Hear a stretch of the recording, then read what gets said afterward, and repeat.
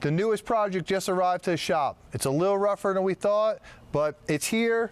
I haven't did a complete thorough look of it yet. We'll have to call the owner on it after I do assessment on it. I just picked it up from the shipper down the road, but here it is, a 69 Dodge Charger. It's a 383 4-barrel car. You see, it's got some rust on it. What we're looking at, I don't know what we're gonna do with it yet. Like I said, we'll have to call the owner and see. We got a bunch of rust up here on the fenders. Down there, you could just poke through this metal super thin. You could see the wheel was locked up, being dragged up on the bed. If you look back here, it gets worse and worse. It looks like from about halfway up, the car gets a little bit better, but man, down here, all this is rotted away. You could stick your hands in the rockers, and this, I mean, there's nothing left at the bottom of this car. It looks like the frame rails under here are really weak too, at least from this part back. Again, I gotta look forward a little bit closer on it. The back end of this car, again, we got a lot of filler back here, which makes me worry about the top of the car and how bad it is, but it's pretty rotten there. The rear valance, the owner did say he knew that was bad, obviously. And walking around this side, the same thing. We just got more filler on top of rust. So a lot of these cars are like that. The problem with these Chargers, the 68 to 70s, is really the only cars that you're restoring nowadays are in this condition. Everything else, they're so valuable and so highly desired. Everyone else is mostly fixing them. So this is what we got. I mean, obviously we're putting quarters on the car. There's a bunch of parts in the car. We're gonna have to go through when we get the car on the ground, unhook them, get them all out and see what we got and see what the rest of the condition of the car is. So let's get the car down. Let's take a closer look at the top of it, take a part inventory, and we'll take it from there. As for taking these cars on and off this rollback, this is exactly what the truck's designed for. It makes things so much easier. I didn't find out about the wheel being locked up until I met the shipper, and we dragged it right up the truck. So to get the car off, we see I put a dolly on the right front tire. We'll go ahead and just get it down, get it in the garage, and we'll address that tire later. That also tells me the condition of this car and what it's like going to be removing the rest of the suspension. I'm really not looking forward to everything coming off that's going to be rusted and solid. But you see, even with the dolly on there, the rest of the car is really rolling pretty easy. Looking at this shot, this car up top now, it is looking a lot better. Everything does look smooth. It is really the bottom that looks like it suffered the most. You could also see this thing was shipped full of parts. So we're gonna get it inside, like I said. We'll get turned around, set up, and get the parts out, inventory them, and we'll come right back at you and show you what we got, what my predictions are for the car going forward on damage, and the work we're gonna have to do. All right, now that we got the Charger in the garage, it's actually better on the top than the bottom. You can tell this is a northeastern car. Here in the southeast, the cars usually rot all up here in the inner structures from the humidity, where this car, really the bottom is the worst part. You could see I did write numbers all over the car. This is what I'm doing on an assessment when I come here. What I'm doing, I'm basically checking for filler and any Bondo before we start stripping this car, so when I call the owner, I can prepare him for certain things that they might not know. What I got here, I got a paint thickness gauge. How this works is, let's take this Challenger right here. So here's some new quarter panels with just the E-coat on them. There's nothing else. This is gonna measure the paint thickness. So an E-coat is 0.2 mils. So you can see anywhere we go on this, 0.2, because it's an even brand new panel. And it's gonna vary a little bit, 0.4, so we're within reason. Now, on the Barracuda over here, this car was stripped down to bare metal and has a couple coats of epoxy. So what we're 1.4. So you see, I mean, we're talking every coat of paint is super thin where you can barely see it. But on this car, so what we're gonna do, I went around to this car, like right here we did a 6.6, so we know right there either has a little bit of rot underneath or just it was built up a little bit through the damage. So you could see our numbers where right here, there's gonna be something. It might be small, maybe they put a little more filler primer on it, didn't block it down all the way, that's fine. This car, they should be about the same on the car because that's a coating. On this car, what we've noticed is we get right around here, it gets a little bit thinner, which is fine, and right there. So there's probably a little damage there. Our roof is only 2.5, I have 2.4 here, 2.1, which makes sense because the roof you could feel has nothing on it. You could see all the clear coat's worn off, the paint's worn off. There's a couple areas where it is getting down to bare metal, 1.6, so you can see that. So that's how the paint gauge is telling us where we can visually inspect it,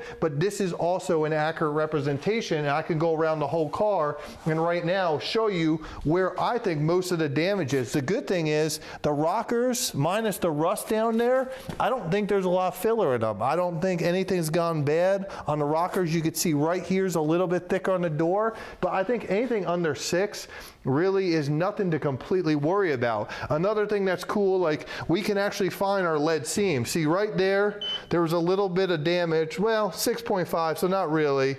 I just couldn't read my writing. So then right here, we're at a 9.9, and we know the lead channel's right here. So you could see we can keep working up, and now that's 16. So we're starting right at the lead filler, and right there it says overflow. That's where our lead is sitting right there. So we can find our lead channel. And this would be the same if you had excessive amounts of Bondo somewhere, it's gonna say overflow. There's a spot on the other side I'll show you. And even down here, we know there's a bunch of filler down here and you could see it walk down where it gets real thin there, where actually that's not, which up here it was. Yeah, so right there you could see it's real heavy on the filler here. You could see my numbers are coming out and it starts thinning out again. And again, we obviously know there's Bondo. I can look at it and see down here, but that's also confirming. The good thing about this car, like I said, the floors are shot. If you want to take a look, the doors, they look okay.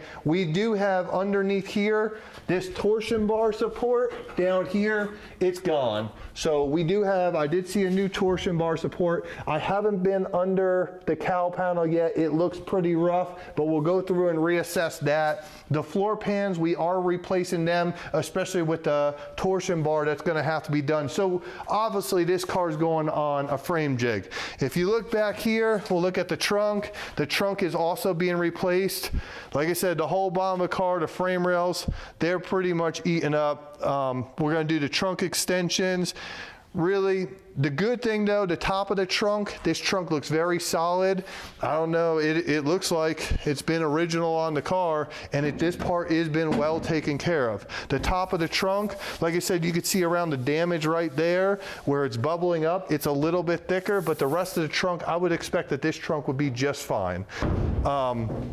Let's go take a look at that hood and on the other side, and then we'll do one more walk around and then conclude it. So looking at the hood, all in all, it looks pretty solid, minus the paint chip and everything else. The hood looks very usable on the car. Same thing with the inner structure, the firewall, everything in here looks pretty solid. I'm pretty happy with, I think this is a good solid part of the car. This fender, it's questionable. I'll talk to the owner and see what he can do. You see we got really thin areas there that we can push through. There's obviously some damage on it. I'll talk to him, and this is another thing you could see right here. The good thing about this gauge, you can see it's getting a lot thinner because obviously the metal's worn out in a lot of these spots. So that's obviously we can see that. But where we do know there's damage on this car, you could see right here, and you could see the Bondo coming through.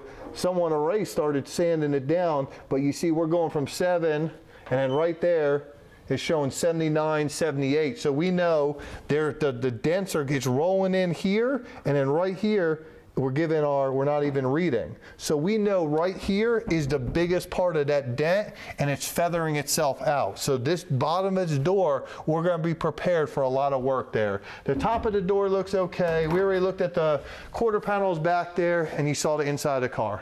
So where we're at, there's some dents on the roof. This car needs a lot of work. It's a total restoration. It is salvageable. We're gonna go ahead, I'm gonna give the owner a call tonight. We're gonna talk about the project and where we're going from here. And we're gonna come back and I'll start putting this car on a frame jig. We'll get it mocked up, get it, because we are removing so many parts, we need a solid base for us to go on. We'll get the suspension off the car. We're not gonna do any work with the suspension on it. So we'll get the lift under it, get the suspension off, get on a frame jig, and we'll probably wrap up the video at that point. So stay tuned. I had the car all the way up in the air while removing suspension. It obviously made it a whole lot easier. Everything on the suspension has already been completely unbolted, except the 4 K-member bolts, and there was the shackles in the rear holding it, and the front spring perch mounts for the rear end. Everything else, fuel lines have been removed, the e-brake line, the brake lines, a lot of this stuff I really don't like coming here because it's a pain in the butt to get off, but there was remnants on it and it was so rusted most of them did just snap off. The plan of attack and why the JIG's sitting under the car right now is we plan on unbolting the front K-member one-piece suspension and everything and the rear end at the same time and rolling it out from under the car. The only thing I really had issues with removing the suspension, I did have to torch the upper control arm bushings out. They were just completely rusted. A couple bolts were snapping. This thing, like I said, wherever it sat, it just, the suspension underneath the car took the brute force of it. We removed the steering wheel off the K-member. We're unbolting our last bolt in the front with the radiator support that I saw last minute, and after that we're gonna go ahead now and just lift the car right off the suspension. We were just hung up on the control arm on that side. Once we did that, we lift the car up. You see the front suspension sitting on the frame jig, the rear is too, and we're gonna dolly it out and just get it out of our way. Here's some pictures on the suspension and really the condition of it. A lot of it's gonna have to replace. You can see these U-bolts in the back, they're rusted through. The shackles were stuck on the bushings on the bottom. There's no way of getting them off, so I had to go also and just bend them. So we'll have to figure that stuff out. We'll cross that bridge when we get there. Back to the Charger now. We're gonna start the jig mounting process. I decided to cut 2 pieces of metal. I usually like to start in the front at the height I want, and what I'm doing now, I'm welding it to the exact same spot, front to rear on the car, using the frame holes as reference, and I'm tacking it in place, making sure it's square all the way around, so when it drops down, I'm doing the same thing to the other side.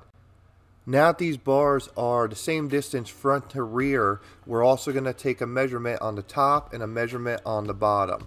Once they were verified, they're exactly the same. That's our reference point on the car. You'll see we got the frame jig going underneath now, and then we'll go ahead and lower the car down to a good working position. This doesn't really matter because my frame jig does adjust up and down, but I get it kind of close just so I can maneuver that heavy frame jig in place on wheels. It's a pain in the butt to move it around. It's really good for a good foundation base of the car, but this part does get a little bit harder. So you see now the car isn't level. That's the point of making the 2 front pieces the exact same point, so when it drops down, it will drop down level. But what I want now is I do want to level out the jig.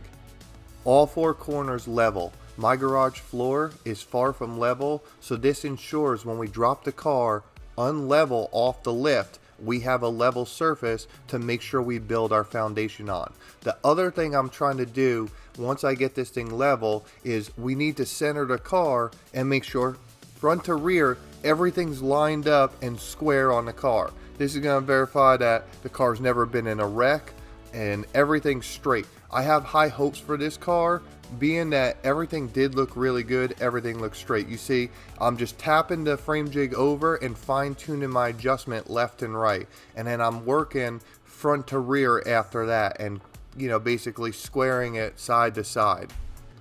This is why I wanted to weld the pieces on the Charger first. I thought it was easier to square everything off the car itself and then move the frame jig as they're dropping down, and I'm referencing everything. Now the car, like I said, is not level on the lift, so what I had to do was jack up the right rear to lower, you saw the left front came down and set down on the jig. That's how we know the car now is level versus where it was. This is one of those times you triple check all your work and just make sure everything's perfect, because this is where a good foundation and a base of a car is built off of, this area right now. You're going to have to take measurements in the future off this jig. You just want to make sure everything is straight, square, and level. That's why the two pieces I cut side to side, the piece is exactly the same. So when I go to chop saw on both sides, and if something doesn't look right, we go back through and reassess in this part of the process. Is everything front to rear to side, the bars match up, everything's all good. So now that I got the rear end plumb blobbed off the rear shackle mounts and verified those are exactly the same, we can go ahead and weld up the front completely, and now that's going to secure the front of the car. Once the front's completely welded up, then we can turn our attention to the rear of this car, and then what we need to do, we don't have to worry about the side by side as much now. There's really no adjustment, and we can go ahead and just, what I'm doing right now, get the car level, and anything we move on the car, the front's a pivot point at this point. So we get the car level, we get the frame jig in the rear level, and we're going to start cutting our pieces for the rear. Here's our piece for the rear. You could see I'm just going to go on the frame rail for now. I'm going to add other pieces. This is the number one piece right now on both sides, just to hold the car in place, and then we can get the lift out and really get under there. You can see I went on both sides. There's a bump stop here, so I measured off that bump stop bolt hole, and that's where we centered this bar on both sides. Again, we're going square all the way around, making sure everything isn't going in or out, and we're going to tack it in the front and tack it in the rear. Verify our measurements again, making sure nothing moves, and then we'll go ahead and weld the bottom up. We're not going to weld the bottom up till we get the other side on and verify everything looks straight and complete. This is the same process as the front. We might have to stick a floor jack in it and just slightly adjust it and then drop it back down. But you see, I got the lift out of the car. It's on 4 solid mounts that are completely welded up, and we're going to go ahead now and strip the car. There's no reason at this point to have the hood, the fenders, the doors, the trunk on this car. So we'll go ahead and start taking them off, and then we'll be able to assess what's underneath, because what we want to do on these old projects, my process is to get everything off the car, and we're going to work on the base of the car first. You know, the engine bay, everything that doesn't unbolt, we're going to get that 100% first and get that fixed up, and then we'll work our way on to the bolt-on parts and start assembling them back on the car. I do put the doors on before I weld up the quarters completely, just for a reference. Another good thing about this car, if you've noticed in the video, it does have really good body lines. The Charger lines aren't very complicated, but all in all, that's another sign that this car wasn't wrecked, and we really don't want it to move, because when we put everything back together, we want those lines to look exactly like this. The passenger side fender right here, this thing is junk. I've talked to the owner, I looked at it, there's just rust. This fender is not worth fixing. He's gonna get new ones, so that's a good sign about that one. Even behind here, you could see some of the areas where the undercoat's pulled off. There is signs of rust. I think none of it's really through anything, so we'll go ahead and we should be able to clean that up with some heat and then sandblasting. Removing the doors, we're being extra careful with these doors. These doors are in really good shape. Even the other side where it needs a lot of work on the bottom, it's completely fixable. It definitely worth saving these doors, and how they're gapped and everything. A good set of original doors is really good to be able to put back on this car. At this point in the phase, I removed the door latches, the locks, I removed everything on this car. The only thing I did leave is the back rear window regulators.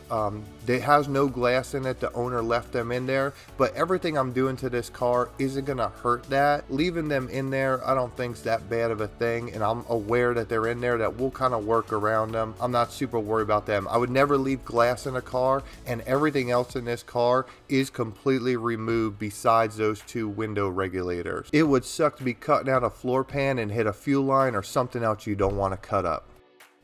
Okay, so wrapping up the car, it's on the JIG. I completed the rest of the mounts.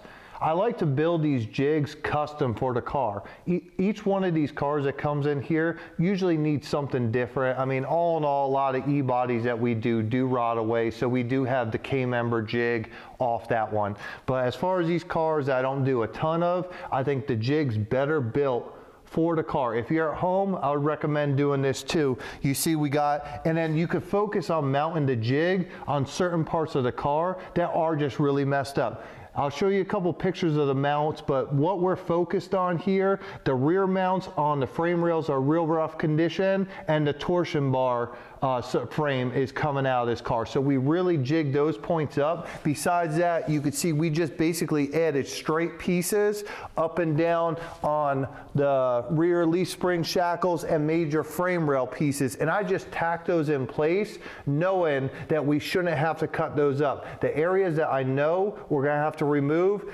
I pinned them, and I'll show you what I'm talking about right now.